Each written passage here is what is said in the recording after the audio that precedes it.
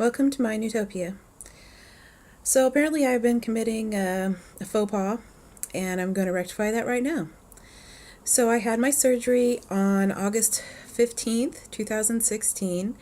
My surgery was done at Wesley Long Hospital by Dr. David Newman of Carolina Surgical Center. At the time of my surgery, I weighed 250 pounds. My high weight was 300 pounds, and today I weigh 227 pounds, and I'm 5'8". So one of the things you might notice is that I have changed the name of my channel from My Utopia to My Utopia VSG Journey to help people be able to find it, and to let people know that this is about, vertical sleeve gastrectomy and not something else. So last week I had my annual physical, and I'm still waiting on the results of blood work to see if the pain that I've been having is somehow going to show up in the blood work. Actually, I'm feeling a little bit better, and I've just decided that it's either gas still trapped in my body, or adhesions that were formed by the surgery, or that I'm just still healing muscles causing pain. It's just a little strange that it only happens during the night mainly. But I've decided that I'm just going to ignore it if it's not anything drastic. Today I went and had a bone density scan. So one of the big things that you might or might not know about bariatric patients is that we have to take a lot of calcium, but bone loss is one of the things, though I think maybe this might apply more to RNY due to the fact that they, as far as I've been able to find out, have issues with their body with malabsorption, that is not absorbing the vitamins and minerals correctly that they eat. And I think this is less of a problem for sleeve patients and band patients, but we still have to take calcium. So my husband was worried that I was taking too much calcium because I was taking if I included both my daily vitamins and 3 calcium chews, which is what I was told to take a day, that I was getting upwards of from 21 to 2,500 milligrams a day, plus I was eating a lot of dairy, and so that of course would add to it. And when you get too much calcium, it can actually bond with plaque and cause problems in your heart. It can cause stroke and other cardiovascular problems. So I contacted my nutritionist, and she said, well, you still have to take the calcium, and you have to get 1,100 a day. And so I looked at my vitamins, and they give me 800 a day, and my chews were giving me 500 a day. So she said that would be fine. I might go to half a chew at some point, because I think that as much dairy as I eat, that I'm probably still getting a lot more calcium than I should and that I need to. One of the other things that I noticed, so I was told to keep a food journal, and I did for the first few weeks, and then honestly I got bored with it. And even though it sits on my kitchen counter right by where I prepare my food and my drinks, I don't write it down, because I've never been a journal or anybody who recorded their thoughts in writing, because it's just, I don't know, it's just always seemed like such a hassle to me. So I was thinking last week, I don't know how much calcium how much protein I'm getting, but I know that I'm not getting enough fluids, because, I wake up in the morning and I'm really thirsty, and so I'll get a drink, and like a 20-ounce drink, and then I'll drink that, and then I'm full, and I have to wait at least 15 minutes with my program before I can eat. But of course I'm full, so I end up waiting a lot longer, and then I don't drink during that time, even though I could, and then I have my meal, and then I have to eat my meal, and it takes 20 to 30 minutes, and then I have to wait 30 minutes after I eat before I drink. And a lot of times I'm on the computer, or I'm watching TV, or I'm knitting, or I'm in the studio, and this time goes by, and all of a sudden I realize that it's been like 3 hours since I finished eating, and I haven't had anything to drink. So for a while there, I was setting a timer, and then I started drinking, what I should, and then I stopped that too because I'm lazy. I admit it. I don't like to be reminded of things. So, yeah. So I was talking to my husband about it because he studies a lot about nutrition, and he's studied a lot about bariatric surgery and nutrition.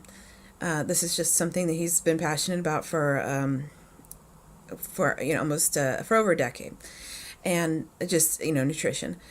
And anyway, so I was talking to him about it, and he's like, "Well, what do you eat during the day?" So I told him, like an average day. So since I eat ketonic, I've talked about that before. So that is high fat, medium protein, and little to no carbs, which isn't that much different than the bariatric diets, but has more fat because fat helps you lose weight. Anyway, so like for breakfast, I would have like 4 pieces of bacon, and that would fill me up. And then for lunch, I might have a cheeseburger slider, just a bun and some goat cheese. And then for dinner, I have like 3 ounces of meat that we prepared, and now a little side vegetable. And he did the math on what I would eat in a normal day, and he's like, "You're getting way too much protein." And I said, "Well, that's not a big deal. It's protein. It's good for you." And then we actually did some looking online and found out that if you eat too much protein, that it can be converted into fat because your body cannot use that much protein, and it treats it then just basically like a carb. You eat too much protein, and your body says, "Well, I don't know what to do with this. Let's shove it in a fat cell, and we'll deal with it later." So that's not good. So I've decided that, so I'm going to try and not eat as much protein. I'm still going to try to get 60 to 80 grams a day, but I can do that in 2 meals. So today, I decided to start fasting for breakfast. So I would, so I can still have coffee, with cream, or I can have hot tea, or I can have something liquid because like I said, I'm thirsty anyway. So that'll help me get my liquids in, and then I won't have to wait afterwards to wait to get something else to drink, because I could just go straight into drinking if I still had room for it. And then I'll have lunch, and then I'll have dinner, and then after dinner I will fast again until lunch the next day. I'm going to try this, see how it goes. It's not difficult because I am not hungry, and sometimes I think I'm hungry. This is what was getting me in trouble. Not that I was thinking that I was hungry, but because I was told repeatedly by the nutritionists and by support groups and stuff that you have to eat minimum, 3 meals a day, and then snacks. And so I would get up in the morning and I'd have something to drink, and then I'd be like, "Well, I'm not hungry, but I have to have a meal, and I have to have protein. So I'm gonna eat, some protein, and even though I don't want it." And then I would, then I get to lunch and I wouldn't be hungry, but then I'd be like, "Oh, I have to eat protein." So I'd eat protein, you get the picture. So I was eating way too much protein, like on an average day, probably at least twice, almost between 120 to 200 grams of protein a day, which is way more than I need and way more than my body can actually use. And I noticed that, my weight loss is slowing down, and I kind of wonder if it's that combination of, lack of fluids and eating too much protein. So that's what I'm going to try. No, it was no problem today. Like I said, wasn't hungry, and I just was like, I'll just have lunch and that'll be fine. I was up really early today, like 5 o'clock in the morning for some reason, because I have not been sleeping all that well lately. Which brings me to another point. So I live in North Carolina, and it's still in the 80s here, and it rained pretty much for 2 weeks. And so the mosquitoes are still out. And I went out this weekend and I was dyeing some stuff in my backyard, and I had on shorts and a t-shirt, and I thought, well, I should probably put some bug spray on, but I only ever usually get a few bites when I go outside for half an hour, 45 minutes without any on, so I'll just deal with it. And I came in and I'm covered in bites. I have like at least a dozen on my legs, each of my legs, and on this one shoulder blade I have over 8 on the back of it. I don't know. Did a mosquito get underneath my shirt and got trapped and was just like, I'm going to sting the hell out of this woman and, so she'll let me go? I don't really know what happened. So I was trying to figure this out because I'd always thought that, and this may be like a old wives' tale sort of a deal. I was always told by my family, well, the mosquitoes bite you because you're just so sweet. So I know that if you eat a lot of sugar, your body produces sugar. It leaves your body, and you'll have a sweet aroma to mosquitoes, and that's a pretty common thing, that most people know about.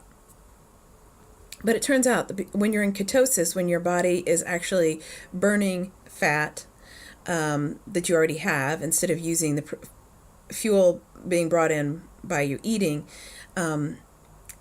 that you are more attractive to mosquitoes and fleas and other biting insects for some reason. And I don't know what the body's putting off. I know that when you're in ketosis, your skin sort of smells like alcohol.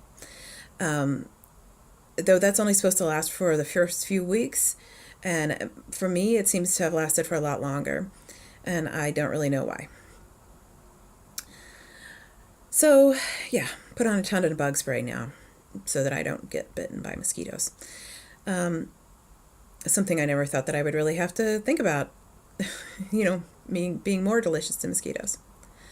So if you've been in the community for any length of time, you might have heard or seen people saying NSV, which are non-scale victories. So a non-scale victory might be, I got to, I bought an extra large shirt and I haven't fit in an extra large since I was 25. That might be a non-scale victory. Well, I'm coining a new term. NSF, which I know it's like a government branch or something like that. But in this case, NSF is a non-scale failure. So what I mean by this in my particular case is this weekend, or yesterday actually, I lost my wedding ring. My wedding ring apparently had become loose enough from losing this weight that it slid off my finger at some point over the weekend, because I didn't even notice it until yesterday about noon. And you wear a ring or any piece of jewelry for 20 years and you just kind of lose track of, is it there, is it not there? So I was kind of freaked out because it's a nice ring, and like I said, I've worn it for 20 years. But at the same time, I was kind of like, well, it's nothing I actually did. It's not like I took it off and I left it someplace. It's not like I took it off and I put it like next to the sink and then accidentally like knocked it down the garbage disposal or something, which might only actually occur in romantic comedies. Not really sure. Then 7.5 hours later, after I have walked through the neighborhood traced all my steps, I was short of going through the cat litter that was in the pans, because I had changed the cat litter the day before. My husband found it, and it was in the house, luckily, and it had just slid off my finger and had fallen on something soft, and so I hadn't heard it. Because I kept saying, well, it couldn't have happened when I was washing my hands. It couldn't have happened when I was taking a shower. It couldn't have happened when I was doing X or Y, because I would hear it fall, because it's a pretty thick ring. So I decided to we put that ring away, and until I lose enough weight that I get resized. And my husband had gotten me this ring a couple weeks ago because he just thought it was pretty because it has all these colors on it. And I love color. And so I decided, well, I'll switch this over and this will be my wedding ring. And just wait until, till I'm down smaller and get the wedding ring resized, and then I can wear that. So, I was glad it was found, and that I didn't have to call everywhere that I had been this weekend to find it. Um, yeah, 7 weeks. 7 weeks since I had my surgery today, and things are going well. I mean, I've slowed down with the weight, but that's okay. Colored my hair to more colors. It's green, blue, and purple. And clothes are being really huge on me. We've gone and bought some jeans for this winter, and I've just decided that I'll just wear all my shirts until until they're so baggy that I look really bad in them. I've gone down a band size in my bra, but not a cup size. And I'm starting to notice a loose skin. Got the loose skin here. Got some loose skin here. I already had some skin around my belly, and my thighs have gotten a little bit looser. Um, Normal stuff. I'm 45 years old. It was probably bound to happen that my collagen was not going to be as proactive as some of the younger people getting surgery. And I'll just deal with it as it is. So anyway, I don't want to ramble on anymore, but I hope everyone is well, and I look forward to talking to you soon. And if you have any questions, comments, or suggestions, please leave them in the comment box, and I will get back to you. Bye.